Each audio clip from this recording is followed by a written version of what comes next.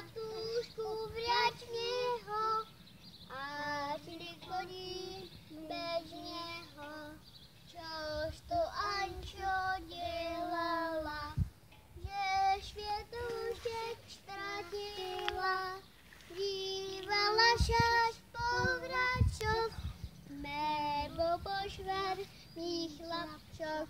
Nebyli to vrabčáči, by ale švadní šohajči. Mezi něma Matušek, čo našel můj pětušek.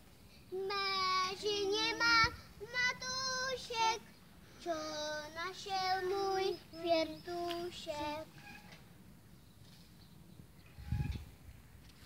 Děkuju, hezky.